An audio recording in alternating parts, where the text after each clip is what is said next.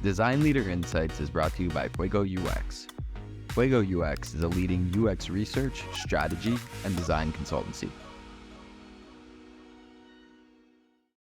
Hey, Tommy, thanks so much for joining the show today. Alex, thanks for having me.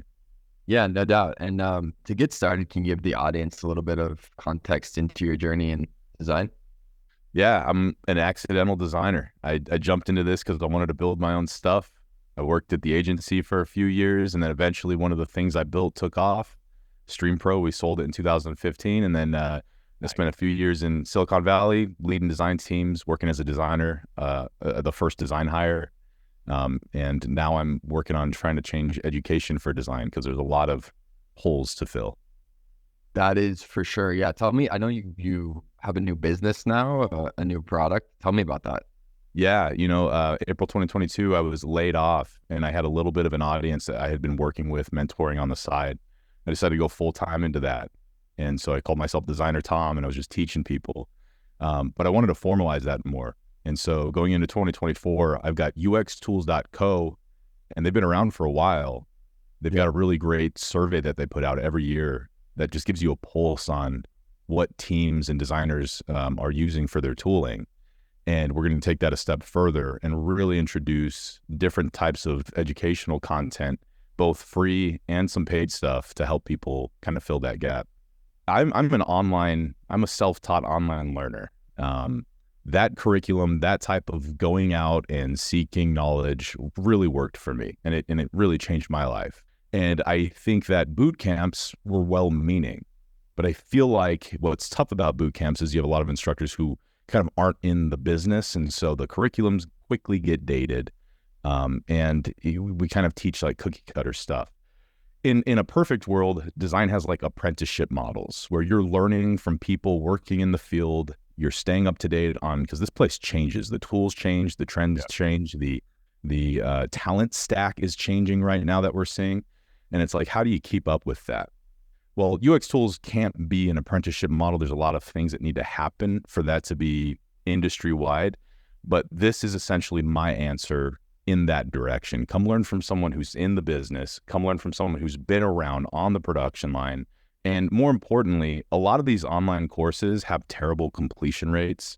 People start them and then they stop. And not so much that UX tools will be the place where you come and learn design, soup to nuts, 0 to 1.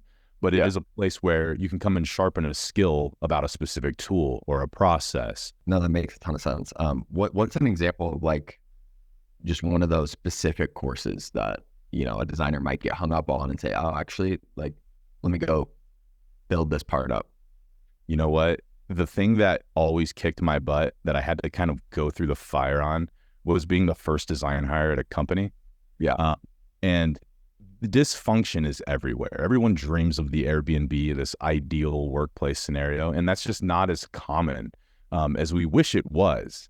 But then the only other answers that have been out there is like, well, if you're in a dysfunctional environment, you should quit. And it's like, well, you can be successful and you can actually drive change and you can launch really cool products in those environments, but no one's really talked a lot about how. And so one of the big priorities for me is to put together different modules for people who are those design teams of one. The other side of it is freelancing has changed a ton. And you know this from the agency side, and we're seeing a lot of different models, seeing that service as a subscription model, but just freelancers. There's a lot that can be said for people. And we're even, we're seeing the market kind of shift where a lot of designers are finding the benefit and the value of going freelance. And a lot of companies are seeing the value of hiring these term contracts. So those are two modules that I'm really going to focus on in the first half of this year. We were talking about designers starting their own business, which I think is a great idea, right? Like we, in theory, know a lot about validating, doing the research, and how a design-led product can crush existing products or potentially create a whole new space. How do you encourage or tell designers thinking about starting their own business, like to take that first step? What should they think about? The first thing I will say is a lot of designers, especially if you've worked in larger organizations, you get caught up in activities that are like earning political goodwill because you're winning a lot of I don't want to say fights, but you're kind of advocating for different directions. You're working cross-functionally with people to kind of build alliances. And sometimes you get caught in the weeds of what I call performance theater, where it's like we're doing all these activities and look at the outcome it had. And listen, that's necessary sometimes, but when you go and build your own thing, and it can be something as like, I'm leaving the company to start a SaaS, or maybe I'm just creating a side project. The one thing you're going to learn very quickly is the difference between real value creation and performance activities. Yep. And that is probably, so on one side, what I'll say to designers is doing your own thing, taking something of your own to market, no matter how big or small it is really beneficial if you need a sanity check on like, what is actually creating value for customers and what are things that like are just warm and fuzzy stuff that probably I don't need to invest my time into. But the other side I would say is designers who are thinking about this, we have so many skills, right? Like we're so used to looking and thinking about the customer and the user and what's valuable to them. And if we can pair both of those things, knowing how to differentiate between performance activities and value add activities, and then take the kind of skill sets we already have, good taste, the ability to bring ideas to life, and the ability to measure whether or not those are actually working in the market, we make really good builders. We make really good business people when we can combine those two things. The last thing I'll say is if you've got an idea, go just start it, try it out. Yeah. Carve a little time out on the weekend. I know that hustle culture is kind of a bad word, or hustling is kind of a bad word, and for good reason. I've burned myself out before, and I've learned today a healthy way to grind. And that way is this. It's okay to go into monk mode where you kind of tune things out for a weekend, a week, maybe 2 weeks max. And you're like, I'm going to build this thing. I'm going to put a lot of energy into this. I'm not going to go hang out with this friend group or do this thing for a weekend. Mm-hmm. But then you get that time back next weekend or the following week. That's me again. That's the things that aren't work related. That's me. So what I would say to people is be willing to sacrifice a little bit of hard work. Hard work's not bad. What's bad is when you don't balance it, when you don't give yourself time, when you don't carve that time out for other things. 100%. I know you've touched on some of this, but what other advice do you have for those new designers starting out today? This is a tough one, and it's a little controversial, especially in the market today. This is a tough business to get into, even when we weren't dealing with kind of the economic pullback. This business has always been tough. You've had to prove it. It's merit-based. And so I don't advocate for free work. I don't love when companies say, hey, we want to give you a take-home assignment and you need to go spend 3-4 hours to do that just to see if you can come and join our circus acts of evaluating talent. But what I will say is that there's nothing wrong if you have the ability to take on a project that is maybe what you think is beneath you. It's paying a lot less than what you eventually want to be paid. Maybe it's a free charity project, something like that. The difference between getting a spec project on your portfolio and real work where you had to add real value to someone, that gap is huge. And when you can actually talk about how you navigated the hairy problems that came between 0 and 1, that's the kind of content that's going to get you in that next stage of interviews. So you're going to hear a lot of design leaders. You're going to hear a lot of seniors who've been at this for a long time say, don't do free work. Well, they're very fortunate to be able to say things like that because they're not fighting the same fight you have. So do what's right for you, but don't immediately write off the value you get from getting real work experience. Yeah, it's one way to get in the door. I agree. I want to switch gears to content creation. How should people think about maybe they are doing content creation? How should they grow that? Well, what's the benefit there?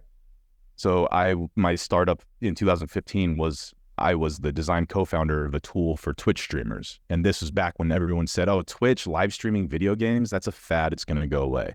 And it obviously hasn't. When I saw that, I realized, oh, this is going to be a new way people interact on the internet forever. And it's become that. And Amazon's validated that, and we see what it is today. But I started to see the same thing with short form media. And really what has happened in the last maybe 5 years, social media is not new. But there is an intersection now where the number of people in the global population who have access to a smartphone with the camera and all these capabilities, the number of social media platforms out there that are now incentivized to compete, to add discovery engines and to make it easier for creators to create content. And then obviously the way the economy and the market has kind of pushed a lot of loyal laborers out and said, hey, like, we've got to fire you. That's created this perfect storm where what we realize today is it's so easy to distribute your ideas Record labels used to exist for musicians. They're on the decline, you know? Yeah. Book publishers, same thing. There always used to be a middleman involved, and the deal was never that great for the creator. Now, all you need is that smartphone and then the ability to practice repetitions of getting your ideas out there and packaged, and you can have easy distribution. That's huge. I view content creation today as kind of an independent activity. It's the new small business. It's an indie movement. And so what comes with that is there is a lower barrier to entry. So the quality of content is obviously much lower, but there's also very big, high quality pieces of content out there. And for anyone thinking about content creation, one, don't be cynical about it, right? Because early critics are late adopters. This stuff is impactful. And if you view it through the lens of where is the value here, you will get so much out of it. But the second thing I would say is, if you ever have an idea, if your work is asking you to do all this knowledge transfer to the new hires and to cross-functional partners, but they're not paying you for it, why wouldn't you do this in a way that would also benefit you on the internet? For all the people that have ever considered content creation, it is scary. Your first post is going to suck. Mine did, and that's okay. But your 100th post is going to be pretty decent. But the only way you get there is to push through the first. Thanks so much. And where can everyone go to find you? Well, I'm really trying to put together this weekly newsletter on uxtools.co. We've got some really exciting things coming out. We've got 60,000 folks who read this newsletter. Please come check it out. If you send me a DM, if you reply to the email, I respond to everything. Come say what's up. Nice. Hell yeah. Well, thank you so much for coming on the show today. Thanks, man.